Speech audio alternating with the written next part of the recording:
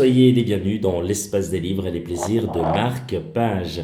Votre invité, une femme de lettres française, auteure de romans policiers, née d'un père français, d'une mère serbe, elle a grandi entre Dijon et la Serbie. Elle a mené une vie de poème entre emplois divers et écriture. Après un DEG en langue et lettres modernes, elle s'attaque au concours de l'école des beaux-arts de Dijon et obtient un diplôme au bout de 6 ans. Elle peint et expose durant une quinzaine d'années quand même, puis devient journaliste de presse écrite à Lyon.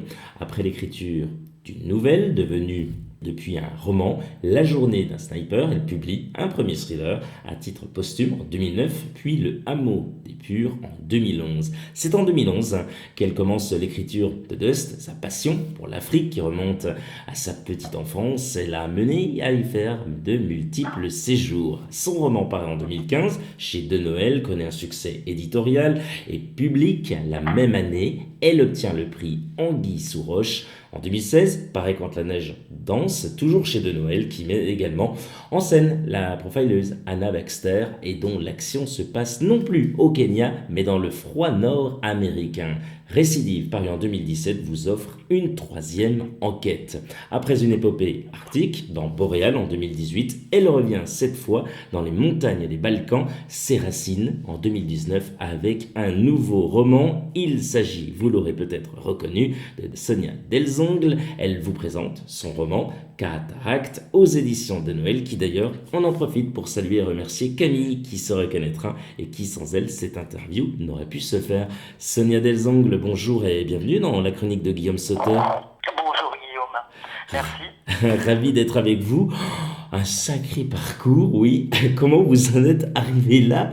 Toutes ces choses que vous avez fait, non mais c'est un truc de fou. Vous avez fait divers métiers, j'ai pu lire. Comment vous en avez fait pour en arriver jusqu'à là?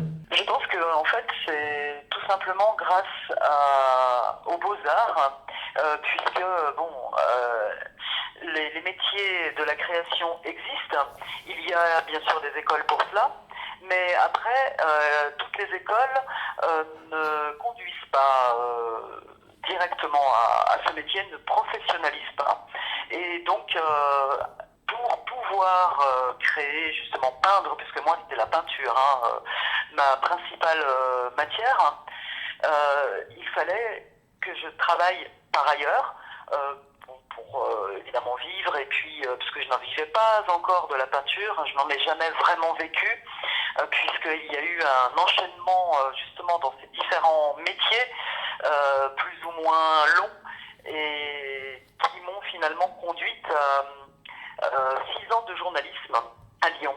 Là, un réel rapprochement avec l'écriture, même si ce n'est pas du tout la même écriture, mais malgré tout, il n'y a pas de hasard, je crois, et pour moi, l'écriture a été un long parcours, quelque chose qui a dû mûrir avant que je me décide aussi à présenter mes textes, à les montrer à d'autres personnes que, par exemple, à mes parents, voilà, ou à des amis très proches, mais c'était plutôt mes parents. Et donc, bon, effectivement, une succession de jobs plutôt que de métiers, vraiment, et puis qui m'ont conduite là où j'en suis aujourd'hui, en fait, à mon métier principal, parce que l'écriture, cette activité, j'ai toujours voulu en faire mon métier vraiment, et en vivre. C'est le cas aujourd'hui pratiquement. Donc voilà. Ça veut dire que tout est possible dans la vie. Bien sûr, vous pensiez le contraire. Guillaume, non. Non. Déjà, bon, il y a quelqu'un de très connu qui avait dit impossible n'est pas français. Oui. Mais au-delà de ça, je pense, oui, que beaucoup de choses sont possibles. Il suffit, bien sûr, enfin, il suffit. Peut-être que ce n'est pas le mot approprié, mais il est nécessaire d'avoir de la volonté, de la persévérance, une part de chance, parce que ça existe aussi. Je veux dire, tout n'est pas uniquement travail, uniquement détermination et volonté, bien sûr. Il faut malgré tout, je crois, une bonne étoile que j'ai eue, et des rencontres. Et ça fait partie aussi de la chance et de la bonne étoile. Puisque Bon, il y a eu une première rencontre, ça c'est par le biais du journalisme, avec mon premier éditeur. Et ensuite, une deuxième grande rencontre, un petit peu plus tard, après la publication du Hameau des Purs, justement, à Montréal. Le Hameau des Purs qui a été en lice pour un prix.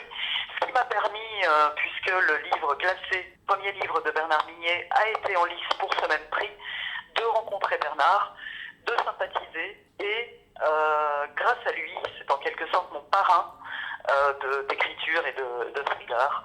Grâce à lui, j'ai pu rencontrer Caroline Lépée, qui avait beaucoup aimé Le Hameau des Purs, et justement, voilà, qui a fait que j'en suis là aujourd'hui aussi, puisque c'est mon éditrice.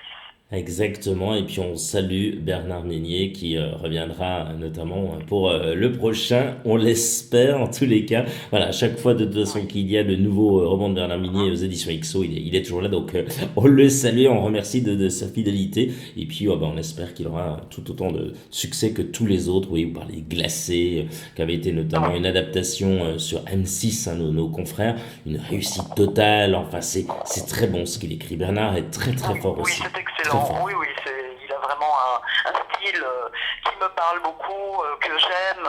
Il propose vraiment une qualité stylistique indéniable au lecteur de thriller.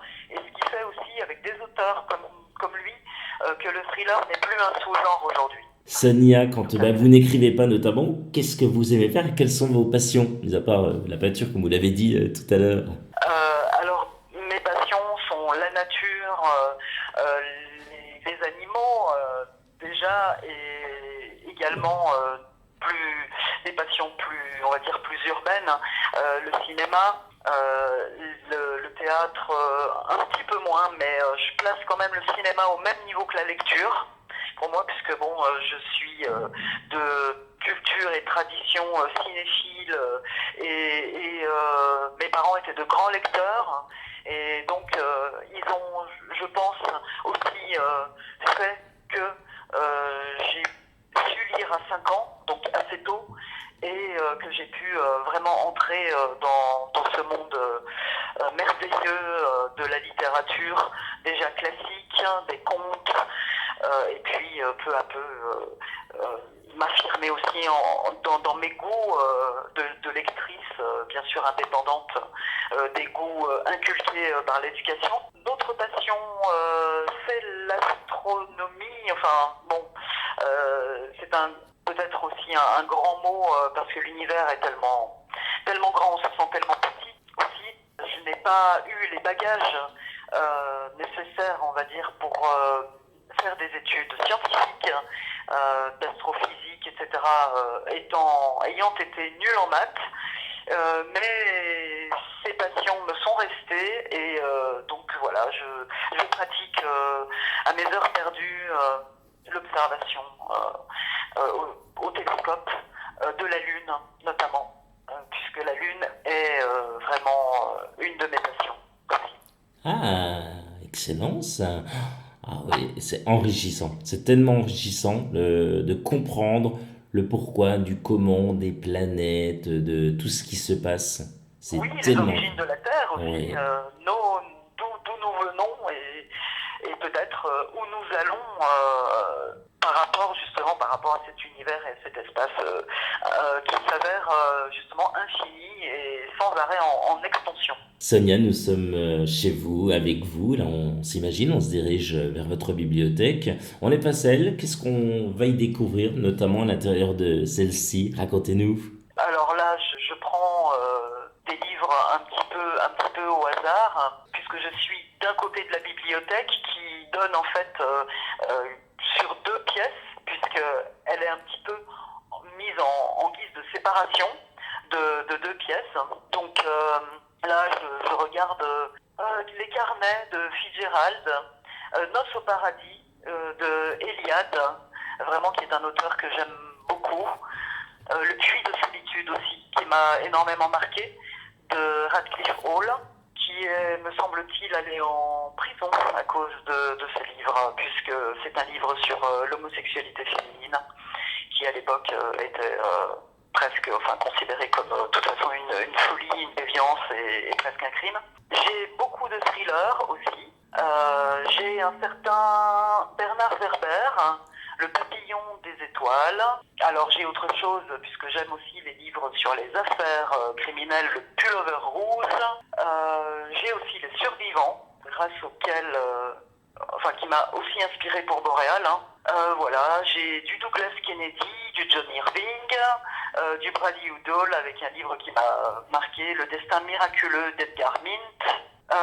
C'est bizarre, mais j'ai de Sonia Delzong Quand la neige danse. Voilà, que je vois là. D'un certain Ghislain Gilberti aussi, Le Festin du Serpent. Oui. Voilà, et je pense que vous en connaissez certains, bien sûr, ici. Maud Mayeras, Lux. Excellente. Magnifique livre, hein, Oui. vraiment très très beau bouquin. Évidemment, du Sandrine Colette, dont je regrette le départ. Oui, qui était Mais chez qui sera Benoît. très bien là où elle sera. Je le lui souhaite. Voilà, j'ai évidemment de l'autre côté, j'ai aussi une partie de ma bibliothèque dans ma chambre, hein, et puis ailleurs aussi dans l'entrée. Voilà, l'expertise criminelle, je vois ici de Michel Agrappa, avec laquelle j'ai eu une table ronde lors d'un salon du livre de Genève.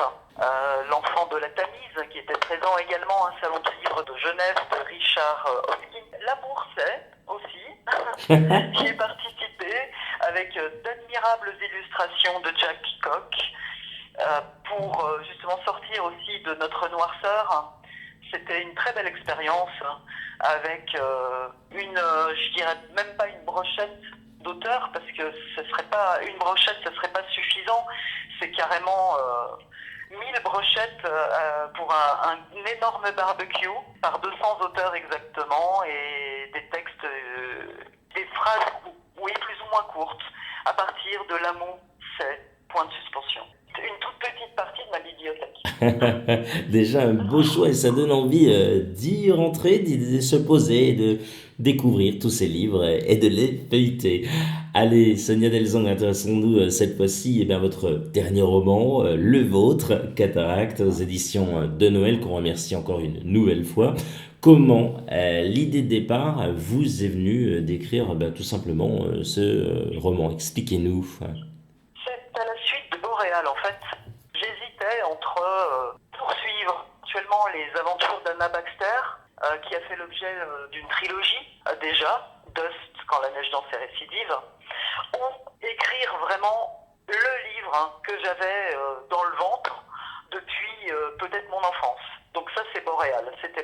Et puis, voilà, dans la continuité de Boréal, c'est ça, voilà, est-ce que je reprends Anna Baxter, est-ce que, bon. Et finalement, je me suis dit non, peut-être qu'après Boréal, il y a aussi quelque chose d'autre à dire, le continuer d'une certaine façon, mais pas du tout de la même façon, puisque même si si Cataracte est de la même veine que Boréal, il est très différent.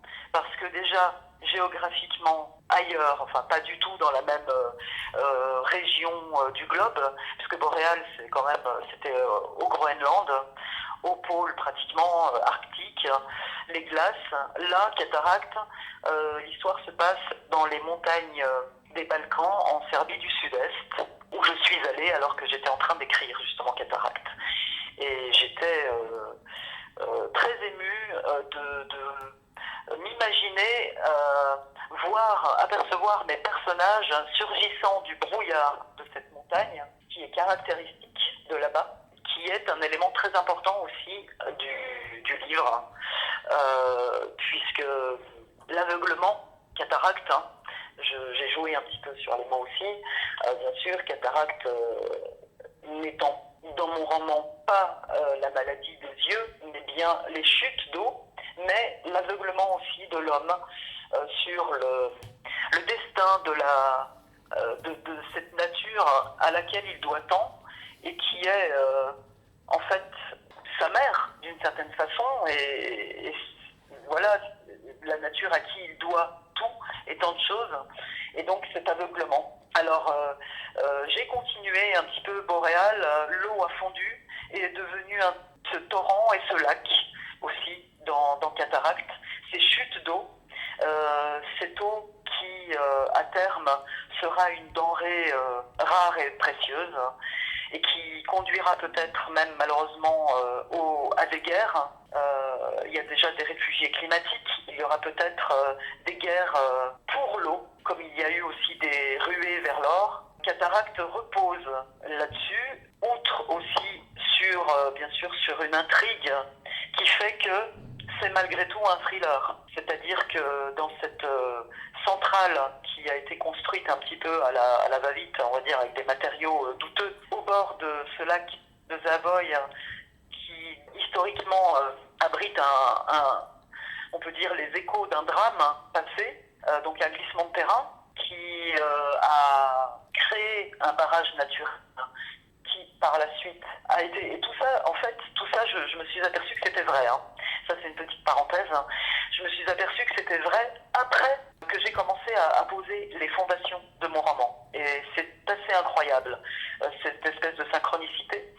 Donc, ce drame passé et ce barrage naturel qui s'est formé à ce même endroit, ensuite remplacé par un barrage artificiel, le lac ayant été asséché. Une centrale a été construite et puis, à la tête de cette centrale, il y a un directeur qui n'est pratiquement jamais là et puis un hydraulicien qui va appeler le personnage principal à la rescousse, qui lui est hydrogéologue vivant à Dubaï, à cause officiellement de petites failles dans les turbines de la centrale, celles des machines, qui sont inquiétantes. Et plus officieusement, en réalité, les employés de cette centrale, également à huis clos, un petit peu justement comme la base dans Boréal, la base de scientifiques, sauf que là, dans cette centrale, ils sont plus nombreux. Les employés commencent à présenter des troubles également inquiétants, des troubles psychotiques parfois, en tout cas de l'agressivité, quelque chose de collectif qui se passe. Et donc on se demande si l'eau n'est pas à l'origine, une contamination de l'eau n'est pas à l'origine de tout ça. Donc l'eau dans Cataracte n'est pas seulement vecteur de vie, mais surtout de mort. Tout autour de ce lac et de ces chutes vont évoluer également dans la montagne des personnages, je dirais, vraiment forts. Je pense, si j'ai un regard, c'est difficile, hein, mais un regard un peu extérieur sur mes romans, je pense, même si Boréal est un livre très fort, très noir aussi, mais avec une pointe d'espoir à la fin, Cataracte, en revanche, est d'une noirceur absolue. Je reprends les mots de certains chroniqueurs, que la fin a laissé clouer sur place. Hein, et les personnages de Cataracte sont mes personnages les plus forts. Ça, c'est vraiment un avis extrêmement personnel. Et je peux peut-être dire justement que pourquoi sont-ils les plus forts, je pense parce qu'il y a beaucoup de mes racines, comme je vous le disais, dans Cataracte, puisque je suis d'origine serbe, et que, d'une certaine façon, peut-être le personnage principal, bien qu'il soit masculin, a beaucoup finalement de moi, à commencer par justement ce qui lui est arrivé à l'âge de 3 ans, c'est-à-dire que c'est un miraculé d'une catastrophe naturelle, ce qui n'était pas mon cas à l'âge de 3 ans, mais je suis revenu de loin, puisqu'à l'âge de 3 ans, j'ai failli mourir déshydraté sur la plage. Bon, bref, ça c'était, je vais pas entrer dans les détails, mais au retour de mes parents, moi j'étais resté seul avec mon grand-père, et il s'en est fallu peut-être, c'était à 1 heure, on va dire à moins d'1 heure près, que j'y passe de déshydratation. Donc c'est assez drôle aussi que ce personnage ait été finalement miraculé d'un torrent d'eau et de boue et qu'il ait échappé à la noyade, et que moi, dans la vraie vie, j'ai failli justement mourir de déshydratation, c'est-à-dire de manque d'eau. Créer un personnage n'est pas chose simple du tout, parce que le personnage de fiction, comme un être réel, a sa complexité, Il faut que ça soit, il faut garder une cohérence au fil du roman sur le personnage, ses relations aux autres. Je dirais que c'est pas plus simple. Là, dans ce cas-là, avec Yann Costa, non, ça a été certainement plus évident. Puis embarquer les lecteurs, c'est, je pense, oui, le but et le sacre de tout roman et de tout auteur, et de son auteur en fait.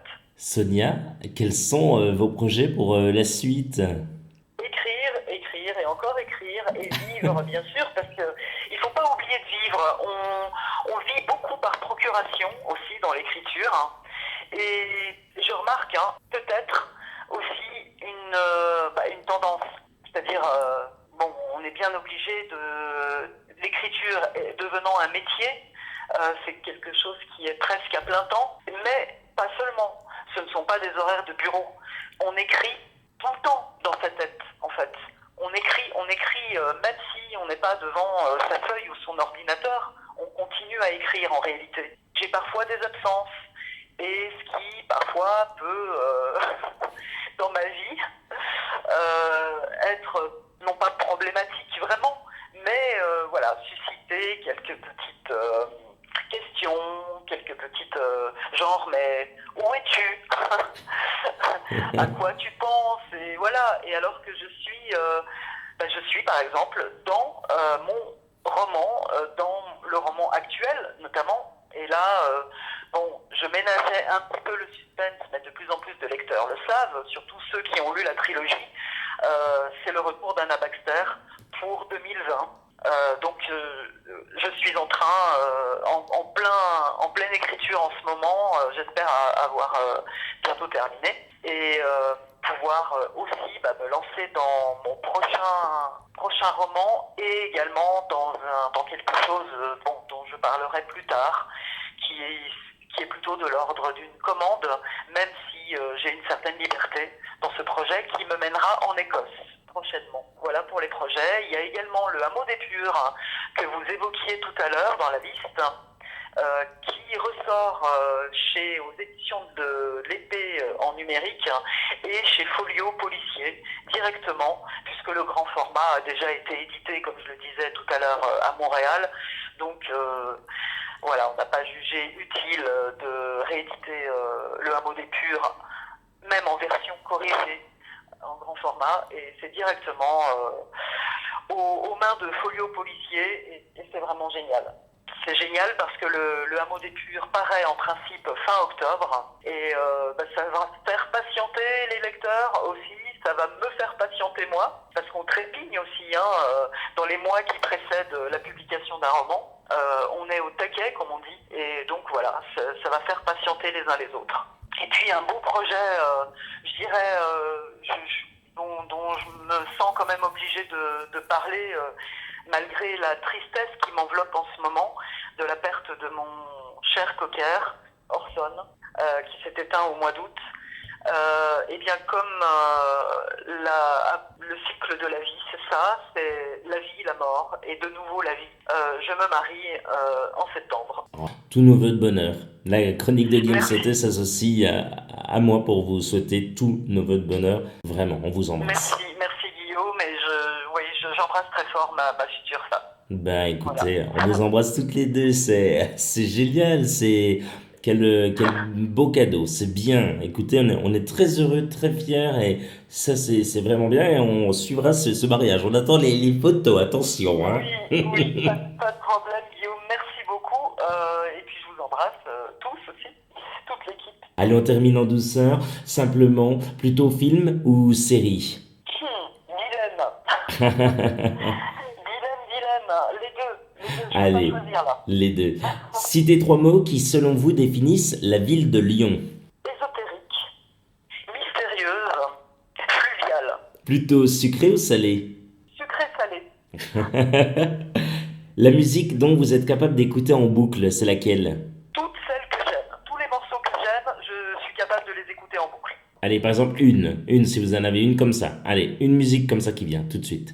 Une musique comme ça qui vient tout de suite, que j'ai écoutée. Oui, j'en écoute une en boucle. Alors, c'est un chanteur bosniaque qui s'appelle Bojo Vrejo. Et voilà, et j'adore notamment une de ses chansons dans laquelle justement il parle de sa bien-aimée qui va se marier, mais pas avec lui.